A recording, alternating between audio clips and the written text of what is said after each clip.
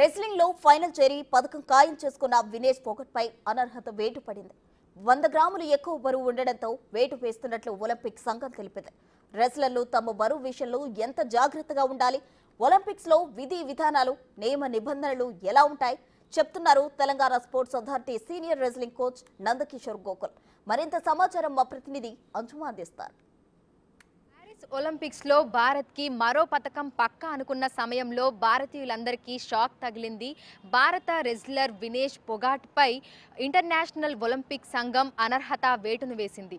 50 కేజీల విభాగంలో 100 గ్రాములు అధికంగా ఉంది అని చెప్పి అనర్హత వేటు వేశారు. అయితే ఒలింపిక్స్ లో నియమ నిబంధనలు ఎంత కట్టుదిట్టంగా ఉంటాయి, క్రీడాకారులు ఎంత జాగ్రత్తగా ఉండాలి ఏంటి అనే విషయాలను కూడా తెలుసుకుందాము.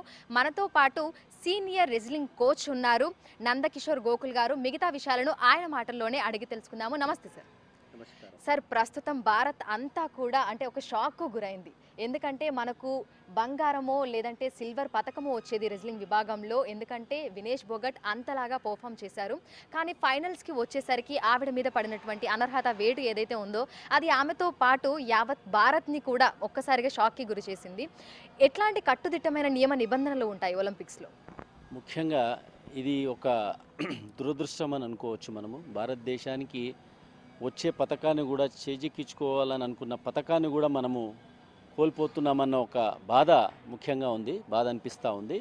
ముఖ్యంగా యూడబ్ల్యూడబ్ల్యూ రూల్స్ ప్రకారము మనకు తెలుసు ఖచ్చితంగా మరి ముందు 50 కిలోల విభాగంలో మన వినేష్ పోగట్ గారు పాల్గొన్నారు. ఇది మొదటి ఒలింపిక్స్ కాదు, ఆమెకి ఇది రెండో ఒలింపిక్స్. ఎన్నో అంతర్జాతీయ క్రీడా పోటీల్లో రెజ్లింగ్ పోటీల్లో తను పాల్గొనింది. కాబట్టి తనకు యూడబ్ల్యూడబ్ల్యూ నియమ నిబంధనలు చాలా చక్కగా తెలుసు. మరి అట్టి తరుణంలో మరి ఎందుకని ఈ జాప్యం జరిగిందన్నది మనకు అది సంకోచంలో ఉన్నాం, మనం సందిగ్ధంలో ఉన్నాం. ఎందుకంటే అది ప్యారిస్లో ఉంది కాబట్టి మనం ఇక్కడ ఉన్నాం కాబట్టి మనము కరెక్ట్ ఎక్కడ తప్పు జరిగిందని మనం చెప్పలేము. కానీ ముఖ్యంగా ఎప్పుడైతే పాల్గొంటుందో ఆ రోజు వెయిట్స్ తీసుకుంటారు. తర్వాత ఫైనల్స్లో ఎంటర్ అయిన తర్వాత ఏ దేశాలైతే ఫైనల్స్కి ఎంటర్ అయ్యాయో 50 కిలోల విభాగంలో వాళ్ళ వెయిట్స్ మళ్ళీ తీసుకుంటారు. అప్పుడు తీసుకున్న సమయంలో మరి తను 50 కిలోల లోపే ఉండాలి, లేదా 50 కిలోలు ఖచ్చితంగా ఉండాలి. కానీ ఇక్కడ ఏం జరిగిందంటే 50 కిలోలు దాటిపోయింది, అంటే 100 గ్రాములు ఎక్కువ వచ్చింది. అంటే దీన్ని బట్టి అర్థం ఏమవుతుందంటే, దీని వలన ఏమవుతుందంటే మిగతా ఎవరైతే రెస్లర్స్ ఎవరైతే ఉన్నారో మహిళా రెస్లర్స్ వాళ్ళకి డిసడ్వాంటేజ్ జరుగుతుంది. ఈమె 100 గ్రాములు ఎక్కువ ఉన్నందుకు పర్ఫార్మెన్స్లో కూడా వాళ్ళు వెనక్కిపోతారు. కాబట్టి ఖచ్చితంగా నియమ నిబంధనలు ఏం చెప్తాయంటే ఏ వెయిట్లో అయితే మనం పాల్గొంటామో ఆ వెయిట్ కేటగిరీ ఖచ్చితంగా చూపించాలి. చూపించలేదు కాబట్టి చూపించినప్పుడు ఖచ్చితంగా అనర్హత వేటు పడుతుంది. నిన్న మనం చూసాము మంగళవారం రోజు 3 బౌట్లలో కూడా ఆవిడ విజయం సాధించడం జరిగింది. ఈరోజు ఫైనల్స్కి వెళ్తున్నారు. అంటే ఈ రెండింటికి మధ్యలో మనకు కొంచెం గ్యాప్ ఉంటుంది. సో ఈ గ్యాప్లో కూడా ఇక్కడ నుంచి ఏదైతే వెయిట్తో వెళ్ళారో మళ్ళీ చెక్ చేసుకొని, ఒకవేళ ఇప్పుడు 100 గ్రాములు పెరిగారు ముందే చూసుకొని తగ్గేటువంటి వెసులుబాటు కూడా మనకు ఉంటుంది కదా? ఖచ్చితంగా ఉంటుంది. తనకు తెలుసు 50 కిలోల విభాగంలో తను పాల్గొంటుంది. ఎలిమినేషన్ రౌండ్స్లో కూడా చక్కగా పర్ఫామ్ చేసింది. క్వార్టర్ ఫైనల్స్లో కూడా పర్ఫామ్ చేసింది. ఫైనల్స్కి రావడం అంటే అంత ఆషామాషి కాదు. ఒలింపిక్స్లో అది కూడా రెస్లింగ్ క్రీడలో, ఏ క్రీడలో అయినా ఆషామాష కాదు. ఇంత పర్ఫార్మెన్స్ తీసుకొని వచ్చిన తర్వాత చిన్న తప్పు అంటే ఈ వెయిట్ అన్నది తనకు తెలుసు. మరి వెయిట్ ఎక్కువ ఉంది అన్నప్పుడు సెమీఫైనల్స్ వరకు వస్తున్నప్పుడు ఆ పోయినప్పటి నుంచి కూడా తను దానిపైన ఒక మానిటరింగ్ చేసుకున్నట్టయితే చక్కగా ఉండేది. పోనీ తను చేయలేకపోయినా కనీసం కోచ్ అన్న మానిటర్ చేసినట్టు అయింటే మనకు ఈరోజు ఈ అవస్థ వచ్చేది కాదని నేను అనుకుంటున్నాను. సెమీఫైనల్స్ అంటే క్వార్టర్ ఫైనల్స్లో, సెమీఫైనల్స్లో తను విన్ అయిపోయి ఇప్పుడు ఫైనల్స్ వరకు చేరుకుంది. మీరు అన్నట్టుగా కూడా సంతోషం అనేది మనకు ఉంటుంది. ఆ ఆనందంలో కూడా అంటే మనకి ఏం జరుగుతుంది ఏంటి అనేది తెలియని అది ఒకటి కోల్పోతాం మనం. కానీ తనకంటూ ఒక డైటీషియన్ ఉంటారు, పర్సనల్ కోచ్ ఉంటారు, నియంత్రణ చేయడానికి తన ఫుడ్ హ్యాబిట్సే కానీ తన మెంటల్ కండిషన్ ఏ విధంగా ఉంది ఏంటి అనేది పర్యవేక్షించడానికైతే ఒక టీం అంటూ ఉంటుంది కదా?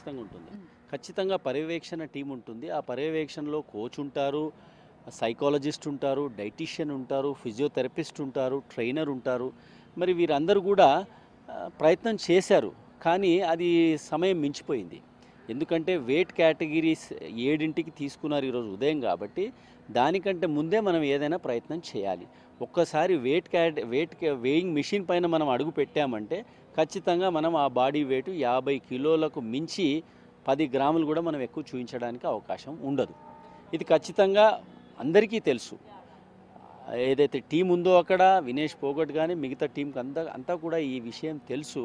కానీ మరి ఎక్కడ అది జాప్యం జరిగిందో మనం ఖచ్చితంగా చెప్పలేని పరిస్థితి ఇప్పుడు ఉంది. అయితే ఫైనల్స్కి వెళ్ళడానికి అంటే టైం అంటూ ఉంటుంది కదా సార్. ఒక్కొక్కటి మ్యాచ్ మనకు అయిపోయిన తర్వాత, ఒక బౌట్ మనకు అయిపోయిన తర్వాత మళ్ళీ ఫైనల్స్కి చేరుకోవడానికి మనకు టైం గ్యాప్ అనేది ఉంటుంది.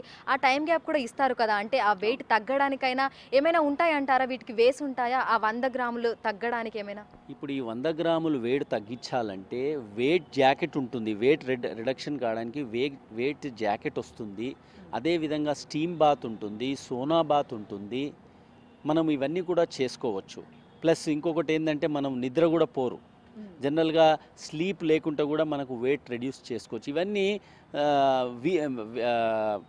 పద్ధతులు వెయిట్ రెడ్యూస్ కావడానికి తీసుకోవాల్సినటువంటి పద్ధతులు. సో అవన్నీ కూడా తను చేసిందని తెలుస్తుంది. కానీ మరి ఒక్కొక్కసారి ఏం జరుగుతుందంటే తను బాగా మజిల్స్ ఉన్నాయి కాబట్టి బాడీ స్ట్రక్చర్ చాలా స్ట్రాంగ్గా ఉంది కాబట్టి ఒక్కొక్కసారి వాతావరణం కూడా అక్కడ చల్లగా ఉంటుంది కాబట్టి వెయిట్ దిగకపోవడం కూడా ఒక కారణం అయి ఉంటుంది. వెయిట్ దిగదు. మనం ప్రయత్నం చేసినా తను నాకు తెలుస్తుంది ఏంటంటే ప్రయత్నం చేసింది, ఆల్ అవుట్ వెళ్ళింది. కానీ అక్కడ ఉన్నటువంటి వాతావరణము అది సహకరించలేదేమో అని నేను అనుకుంటా ఉన్నాను. ప్రస్తుతం భారతీయులందరూ అయితే షాక్కు గురయ్యారు. అంటే వినేష్ పొగాట్ నిన్న బ్యాక్ టు బ్యాక్ అన్ని బౌట్స్లలో కూడా క్లియర్ చేసుకుంటూ ఫైనల్స్కి చేరుకుంది. ఒకవేళ ఫైనల్స్కి వెళ్ళి కనుక మనకి గోల్డ్ సాధించి ఉంటే చరిత్రలోకి ఎక్కేది. భారత తొలి మహిళా రెజ్లర్గా కూడా తను చరిత్రలోకి ఎక్కేది. కానీ అనుకోని విధంగా కూడా 50 కేజీల కంటే ఎక్కువగా ఉండడం, 100 గ్రాములు ఎక్కువగా ఉండటం వల్ల కూడా ఇంటర్నేషనల్ ఒలింపిక్ సంఘం అనేది తనను అనర్హత వేటు కూడా వేయడం జరిగింది. అయితే ఈ ప్రభావం అనేది మిగతా రెజ్లర్ల మీద పడకుండా చూసుకోవాల్సినటువంటి బాధ్యత కూడా ఉంది. ప్రతి ఒక్కరు కూడా వీళ్ళకి సపోర్టివ్గా నిలబడాల్సినటువంటి అవసరం కూడా ఉంది. క్రీడాకారులు కూడా దీన్ని దృష్టిలో పెట్టుకొని అంటే వాళ్ళ వెయిట్ ఏ విధంగా ఉంది, వాళ్ళ మెంటల్ స్టేటస్ ఏ విధంగా ఉంది, ఫిజికల్గా మెంటల్గా ఫిట్గా ఉండి అనుకున్న లక్ష్యం దిశగా వాళ్ళు ముందుకెళ్లాల్సినటువంటి అవసరం కూడా ఎంతైనా ఉంది. విడుదల వంశీతో అంజుమా, బిగ్ టీవీ, హైదరాబాద్.